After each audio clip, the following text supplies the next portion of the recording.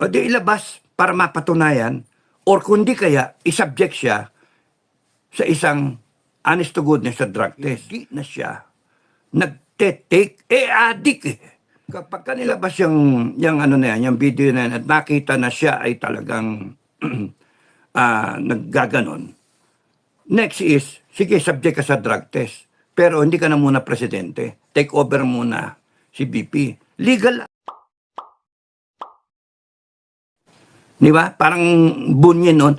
This is the real one. This is the spliced one. Ngayon sinasabi nila AI. Di ba? Yun yung inaano nila. Pero, o di ilabas para mapatunayan or kundi kaya isubject siya sa isang honest to goodness sa drug test. Nung hinamon siya ng January 28, so February, March, April, April 30, April 29, maglalapse yung 3 buwan para to sa hair follicle. That is kung hindi na siya nagte-take, addict eh. So, wala yung 3 buwan, pasok pa rin yun. So, kapag kanilabas yung ano na yan, yung video na yan, at nakita na siya ay talagang naggaganon. Next is, sige, subject ka sa drug test. Pero hindi ka na muna presidente. Take over muna si BP. Legal lahat yun. Pero anong hinihintay natin? Timing. Sige, timing. O di mag-declare sila ng gera, manggulo sila dyan sa West Philippine Sea. Ma-invoke yung Mutual Defense Treaty. Eh, sige, kaka-timing ng isang kampo. Na. Kaya nga sinasabi ko sa vlog ko eh, excuse me, clear and present danger. Clear and present danger anytime. This bangag, BBM, can declare hostilities there, can escalate the West Philippine Sea, turn it into an incident na talagang magkabangayan, may mamatay dyan, etc., etc. Ayun, tapos gulo na. Ang Amerikano, isang pagkakamali lang. Remember, yung Amerikano gustong-gusto na magkaroon ng gulo dyan. Kasi election year. Ay, nako. Anyway, yun yung ano. So, sa akin, play safe na lang kayo. Play safe. Bakit? Safer kayo, ikaw, pamilya mo, no? Pamilya mo, kapitbahay mo, kamag-anakan mo, kung kayo mismo will have an effort, will take the effort of preparing for any eventuality. Kung magkagera man, meron kayong pagkain. Di ba?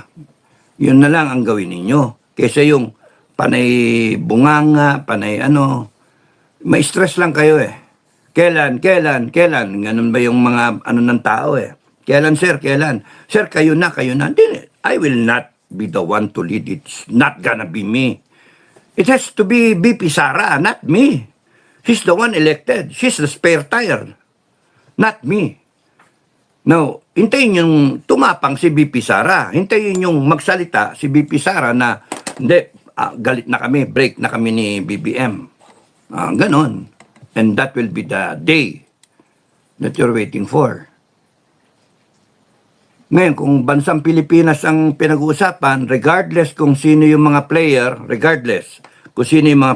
dapat, ngayon na, kung sino man yung may ebidensya, ilabas nyo.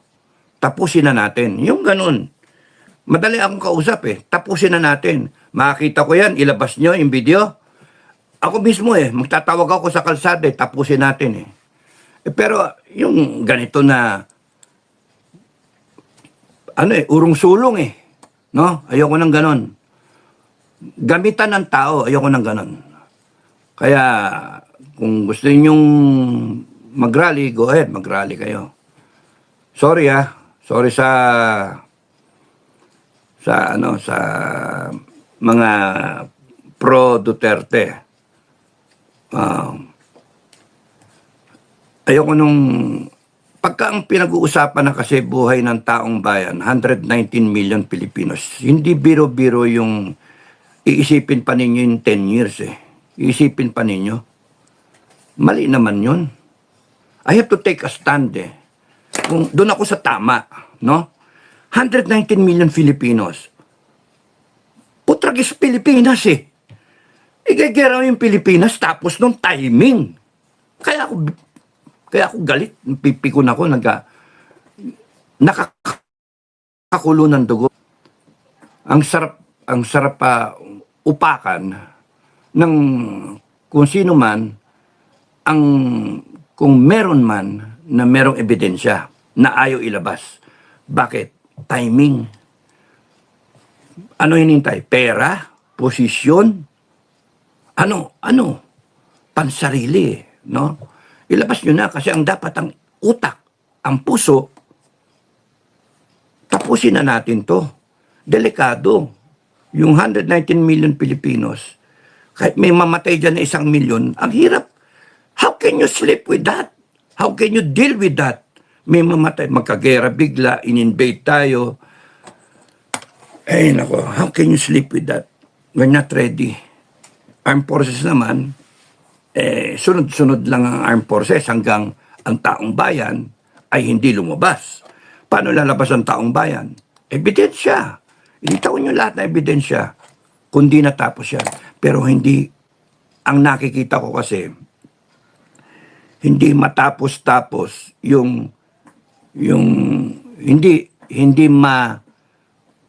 ma-full blast yung opensiba.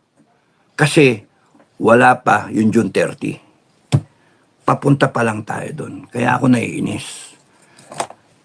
Don't you think people of the Philippines, mga leader sa kabilang side, kung meron sa inyong nag-iisip sa puso, sa utak, pero dapat sa puso, na pwedeng magkaloko-loko ang bansa natin, huwag nyo nang isipin yung 10 taon. Huwag nyo nang isipin muna yon. Isipin nyo na muna kung paano natin maaalisan itong gusot na ipinasok sa atin. Yung pinasok, yung kinalalagyan natin ngayon. Kung bakas nandun ko sa isang bahay na nasusunog o isang barko na lumulubog, abandon ship na dapat. Pero, timing, hinihintay natin? Pwede namang, nasaan yung kapitan? Ayun, nagtitake ng droga. Susunog na yung barko.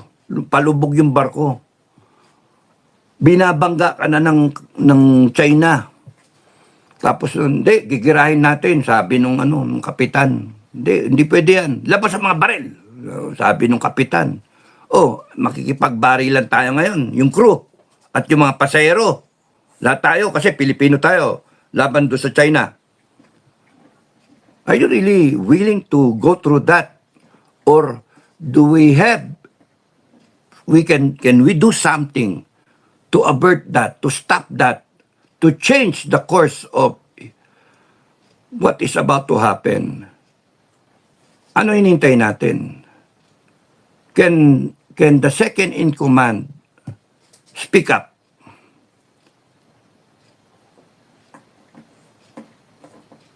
Ay, nako. Kasi if we will wait for, what are we waiting for? Film showing pa tayo? Wala eh. 119 million Filipinos at stake. A way of life, yung kultura natin, yun ang at stake, yung bansa natin, yung teritoryo natin. And we're not ready. And this BBM, who is being followed by the armed forces, and who is ironclad, backed up by the American forces, is about to bring us into a war footing against China.